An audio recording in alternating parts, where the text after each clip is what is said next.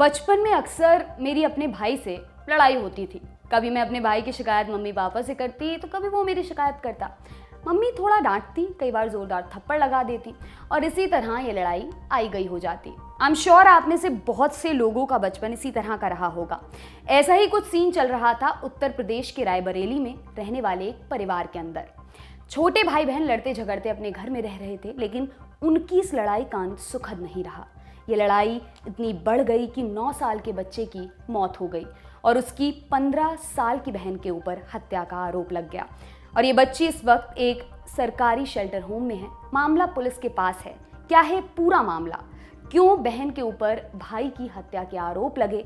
क्यों कई बार बच्चे गुस्से में आकर जघन्य अपराध को अंजाम दे देते हैं? इसके पीछे उनके दिमाग में क्या फितूर चल रहा होता है? इन सारे सवालों के जवाब जानेंगे आज की बड़ी खबर में। नमस्ते, मेरा नाम है दिव्यांशी और आप देख रहे हैं दी ऑर्डिनरी शो। इंडिया टुडे की एक रिपोर्ट के मुताबिक 9 साल के बच्चे की हत्या वाली घटना पिछले गुरुवार यानी 8 अप्रैल की है, लेकिन ये मीडिया के सामने आई सोमवार यानी 12 अप्रैल की शाम को। पुलिस के मुताबिक जब इन बच्चों के पेरेंट्स घर पर नहीं होते थे तो आरोपी बच्ची कई घंटे तक फोन इस्तेमाल करती थी, अपने एक दोस्त से बात करती थी। उसके छोटे भाई ने इसकी शिकायत कुछ दिन पहले अपने पेरेंट्स से की थी। तब बच्ची को डांट भी पड़ी थी। घटना वाले दिन जब पेरेंट्स घर पर नहीं थे तब लड़की फिर फोन पर बात करने लगी। रायबरेली के एसपी यानी सुपरिटेंडेंट ऑफ पुलिस श्लोक कुमार का कहना है, उस दिन जब लड़के ने अपनी बहन को दोबारा फोन पर बात करते देखा तो उसने विरोध किया। फिर दोनों के बीच लड़ाई हो गई। लड़के ने बहन पर हमला किया, लेकिन बहन ने ईयरफोन के वायर का इस्तेमाल करके भाई का गला घोंट दिया। बच्चों के पेरेंट्स जब घर पर लौटे तो उन्हें अपना बेटा नहीं मिला। फिर उन्होंने बच्चे की गुमशुदगी की शिकायत पुलिस से की। अगले दिन घर के स्टोर रूम से बदबू आई तो उसे खोला गया, जहां माता पिता को अपने 9 साल के बच्चे का शव मिला। इसके बाद पिता ने एक पड़ोसी के खिलाफ एफआईआर दर्ज करवाई। पुलिस ने पड़ोसी को गिरफ्तार करके पूछताछ की तो पता चला कि घटना वाले दिन वो आसपास था ही नहीं। इसके बाद पुलिस ने घर वालों से पूछताछ की और उनके शरीर की जांच की। केवल बच्ची के शरीर में पेट, गले और हाथ पर खरोंच के निशान मिले। उससे उसके पेरेंट्स और चाइल्ड वेलफेयर ऑफिसर्स के सामने पूछताछ की गई, जहां उसने अपना अपराध कबूल कर लिया।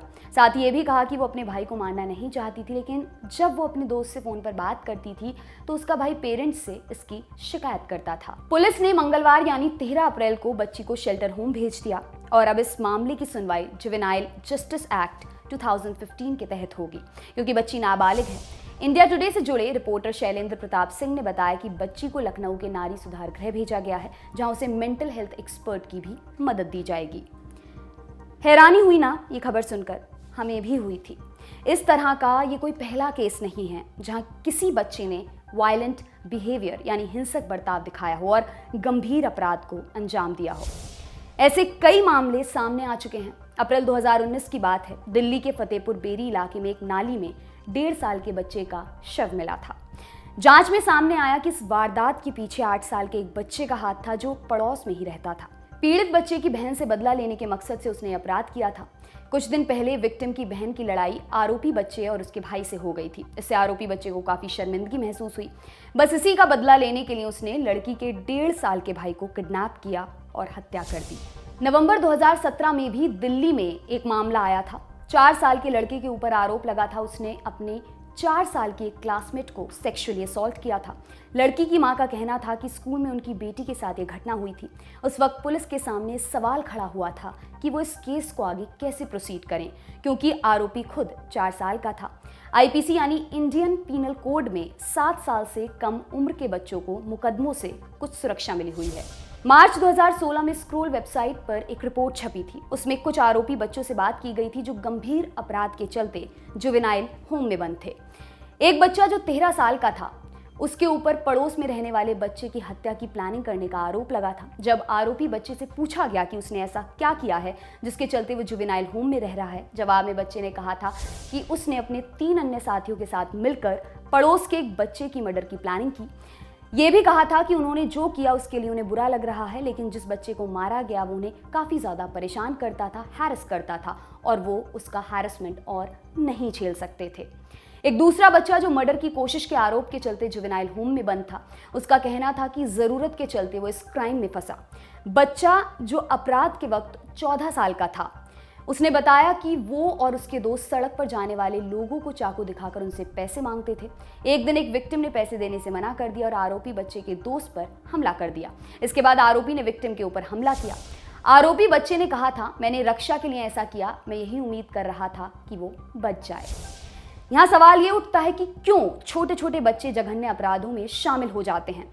हमने जितने मामले आपको बताए उनमें से कुछ मामलों में अपराध का कारण गुस्सा, किसी में बदला, किसी में ज़रूरत और किसी में रक्षा सामने आया, लेकिन अभी भी इसका जवाब हम ठीक से नहीं जान सके हैं। इसी सवाल को जानने के लिए साल 2007 में गोथे यूनिवर्सिटी, जो फ्रैंकफर्ट में है, वहाँ के एक प्रोफेसर ने एक स्टडी की थी जिसमें उन्होंने पाया था परिवार के अंदर हिंसा और बेइज्जती का शिकार होने के चलते पहले बच्चा विक्टिम बनता है, उसके बाद वो आगे खुद हिंसक कदम उठाता है।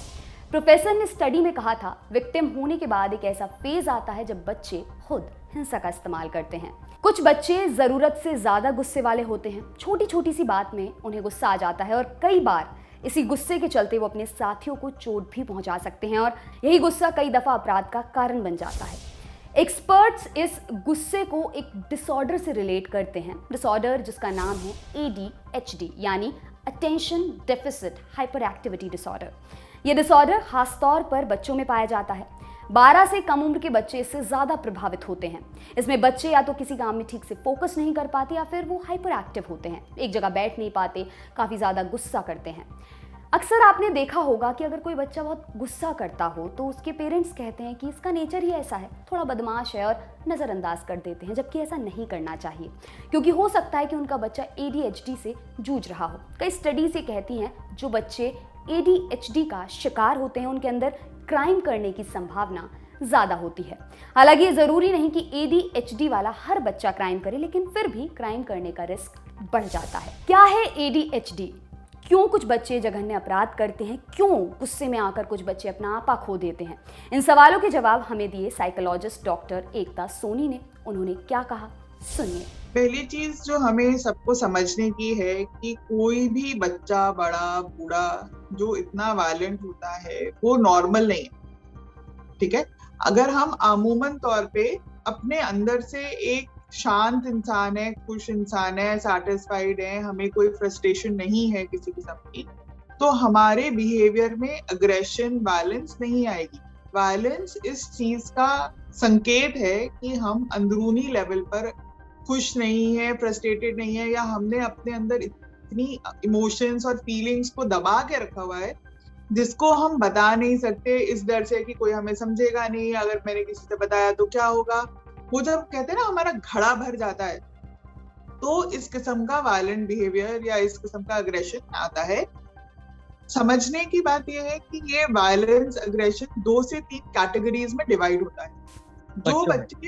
जो बच्चे 0 से 5, 6, 7, 8 साल तक बहुत अग्रेसिव बिहेवियर में रखते हैं, क्लास में बच्चों को मार दिया, किसी को उठा के ईंट फेंक दी, किसी का कुछ कर दिया, और बाय बर्थ ही आपको ऐसे दिखते हैं, वो एक डेवलपमेंटल डिसऑर्डर भी हो सकते हैं जिनको हम ADHD कहते हैं।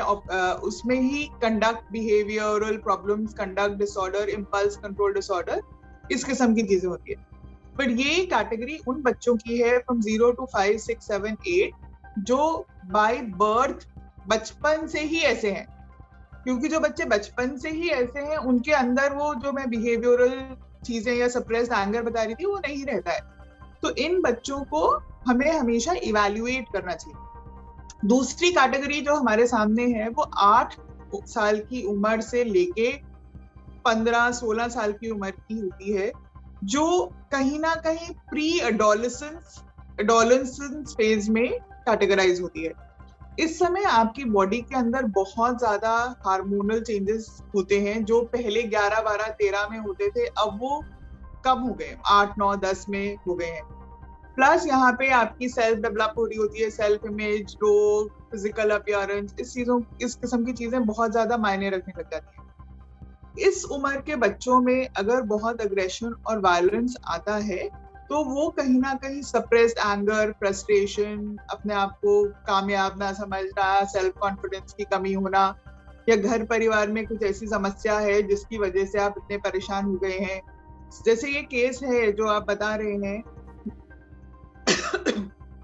ये किसी भी हद तक नॉर्मल नहीं है। सो बात सिर्फ इतनी नहीं होगी कि मैं बॉयफ्रेंड से बात करी थी, मेरा बच्चा भाई बताना दे तो मैंने उसको मार दिया। उसके उस लड़की के दिमाग में बहुत जुनून होगा या कुछ ऐसी चीज होगी, या उसका केमिकल बैलेंस इतना वो होगा कि वो गलत और सही का फर्क नहीं समझ पा रही कि मेरा कॉन्सिक्वेंस क्या है इसका। तो मतलब उसकी सोच, उसका बिहेवियर उसके कंट्रोल से बाहर था, उसके आपे से बाहर था, जो उसने ये करके ये भी नहीं सोचा कि व्हाट इज द फ्यूचर, इससे क्या होगा। तो ये बीमारी में कैटेगराइज होते हैं। नॉर्मली 8 से 11-12 बजे के उसमें बच्चे जो होते हैं वो अग्रेसिव होते हैं, चीजें तोड़ते फोड़ते हैं, कई मोबाइल तोड़ देंगे, टीवी तोड़ देंगे, गुस्सा आया तो अपना दीवार सर पे मार देंगे। हमारे पास वो भी आते हैं 8, 9, 10, 11 में, जिससे माँ ने गुस्सा करा तो माँ को ही धक्का दे दिया या हाथ उठा लिया। तो इन बच्चों में खाली एडीएचडी नहीं रहता, इन बच्चों में एडीएचडी के साथ साथ कुछ ना कुछ emotional difficulty plus hormonal changes, जिसकी मैं बात कर रही हूँ, एडोलेसेंस रिलेटेड हार्मोनल चेंजेस है, वो भी रहते हैं। एडीएचडी एक न्यूरोबायोलॉजिकल कंडीशन है।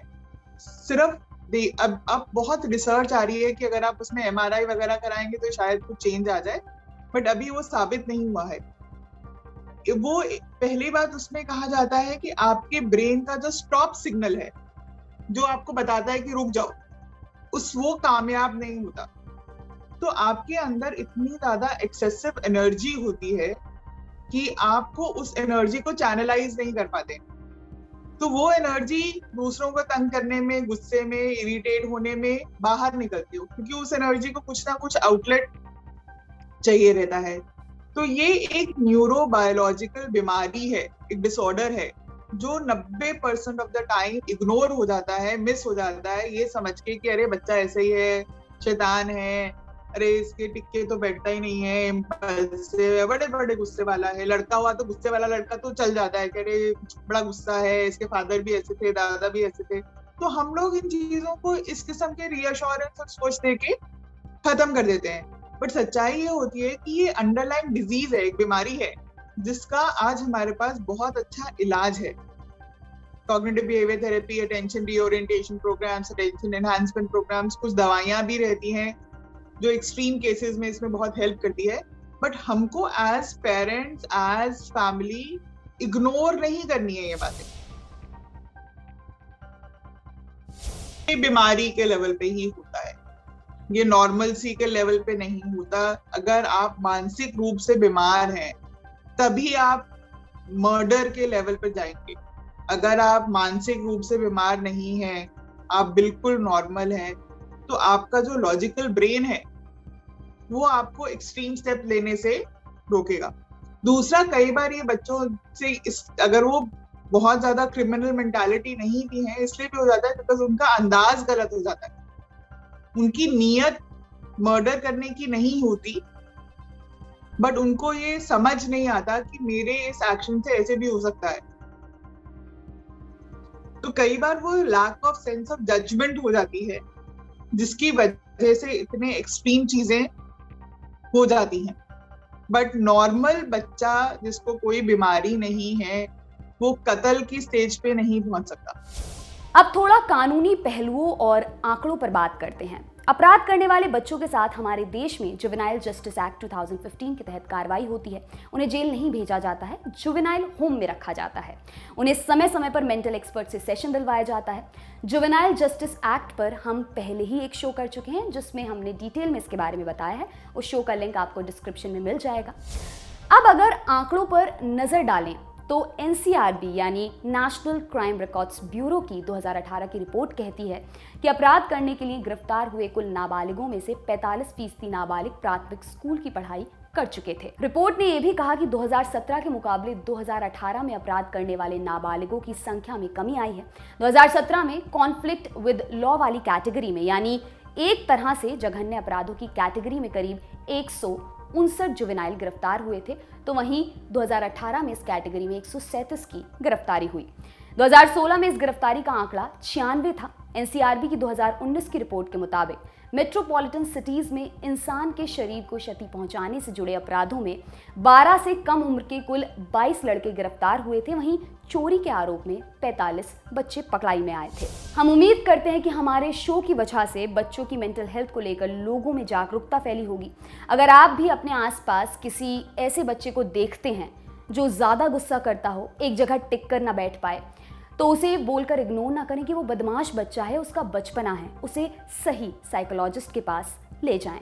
यहाँ हम हमारी बड़ी खबर को विराम देते हैं और बढ़ते हैं अगले सेक्शन की तरफ, यानी जानते हैं दिन की सुर्खियां। पहली सुर्खी बनाई है UNFPA यानी यूनाइटेड नेशंस पॉपुलेशन फंड की एक रिपोर्ट ने, जो हाल ही में पब्लिश हुई है। इस रिपोर्ट में कहा गया है कि करीब 20 देश आज भी रेप करने वालों को आपराधिक मुकदमे से बचने के लिए विक्टिम से शादी करने की परमिशन देते हैं। इन देशों में रूस, थाईलैंड, वेनेजुएला का नाम शामिल है। UNFPA की एग्जीक्यूटिव डायरेक्टर डॉक्टर नतालिया कानिम ने इस कानून को पूरी तरह से गलत बताया है और औरतों को दबाकर रखने का एक तरीका बताया है। यह रिपोर्ट शरीर पर अधिकार के बारे में बात करती है। इसमें यह भी बताया गया है कि करीब 57 देशों की 45% औरतों के पास यह अधिकार नहीं है कि वो अपने पार्टनर के साथ सेक्स को हाँ या ना कह सकें। अगली सुर्खी बनाई है क्रिकेट से जुड़ी वेबसाइट ESPN क्रिक-इन्फो ने। वेबसाइट ने जेंडर न्यूट्रलिटी की तरफ एक कदम बढ़ाया है और कहा है अब से मैच की कवरेज में बैट्समैन शब्द की जगह बैटर शब्द का इस्तेमाल होगा। मैन ऑफ द मैच की बजाय player of the match term use किया जाएगा और ट्विटर पर इस फैसले को लेकर काफी बज़ मचा हुआ है। अगली सुर्खी जुड़ी है chief justice of India SA Bobde से। बार एंड बेंच की रिपोर्ट के मुताबिक CJI ने कहा है कि कई बार फीमेल वकील खुद ही जज का पद लेने से मना कर देती हैं। CJI बोबड़े ने कहा अब वक्त आ गया है कि भारत को एक फीमेल चीफ जस्टिस मिले, लेकिन हाई कोर्ट्स के चीफ जस्टिस ये कहते हैं कि जब फीमेल वकीलों से बेंच में शामिल होने के लिए कहा जाता है तो वो ये कहकर मना कर देती हैं कि घरेलू जिम्मेदारियां हैं या फिर बच्चे 11वीं 12वीं में हैं। इस तरह की बातें मुझे बताई गई हैं। दरअसल supreme court women lawyers association ने एक याचिका डाली थी, मांग की थी कि जल्दी सुप्रीम कोर्ट की किसी एक्सपीरियंस महिला वकील को हाई कोर्ट की जज बनाया जाए ताकि महिला जजों की संख्या बढ़ सके। इस याचिका पर सुनवाई के दौरान CJI बोबड़े ने ये बात कही। तो ये था आज का हमारा शो। हम उम्मीद करते हैं कि आपको ये पसंद आया होगा। अपना रिएक्शन देने के लिए आप कमेंट बॉक्स में कमेंट करें। आप हमें मेल भी कर सकते हैं theordinaryshow@gmail.com पर। हमारे चैनल को सब्सक्राइब भी करें, बेल आइकन पर भी क्लिक कर दें ताकि नोटिफिकेशंस आपको मिलते रहें।